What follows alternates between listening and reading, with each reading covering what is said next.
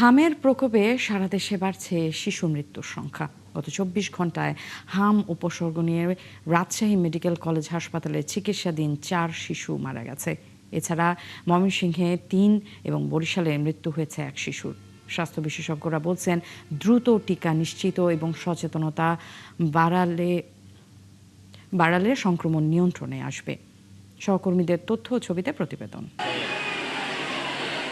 Rajshahi medical college হাসপাতালে হামের উপসর্গ নিয়ে চিকিৎসাধীন আরও ৪ শিশুর মৃত্যু হয়েছে।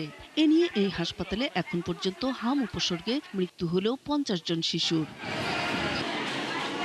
হাসপাতালের মুখপাত্র ডাক্তার শঙ্করকে বিশ্বাস জানান, গত ২৪ ঘন্টায় হাম উপসর্গে নতুন করে ২৭ জন রোগী ভর্তি হয়েছেন।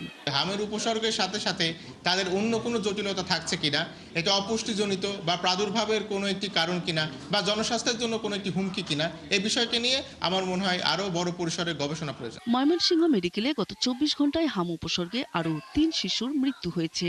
এ নিয়ে ময়মনসিংহ মেডিকেলে হামে ১০ জন শিশুর মৃত্যু হয়েছে। চট্টগ্রামে উদ্বেগজনক হারে বাড়ছে হামের সংক্রমণ। এর সঙ্গে পাল্লা দিয়ে বাড়ছে শিশু রোগীর চাপ। চট্টগ্রাম মেডিকেল কলেজ হাসপাতালের পরিচালক বলেন, বর্তমানে হাসপাতালে ৫২ জন শিশু হামের উপসর্গ নিয়ে ভর্তি রয়েছে।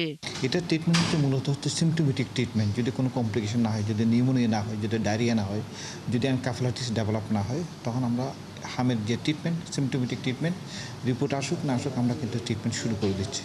গেল ২৪ ঘন্টায় বরিশাল শেরেবাংলা মেডিকেল কলেজ হাসপাতালে হাম উপসর্গে ১ রোগীর মৃত্যু হয়েছে। নতুন করে ভর্তি হয়েছে ২৬ জন রোগী। স্বাস্থ্য বিভাগের তথ্য মতে হাম আক্রান্ত হয়ে মোট ১০ জনের মৃত্যু হয়েছে। এখনো জ্বর কমে নাই, আর ওই পাতলা পায়খানা আছে, কাশেও, ঠান্ডা, বমি করে, এখনো কোনো পরিবর্তন হয়নি। ঔষধ কি দেয়? ঔষধ দেয় ওই সেলাইন দেয়, 2টি ইঞ্জেকশন, আর তো আমরা বাইরে দিয়ে কিনে আনি।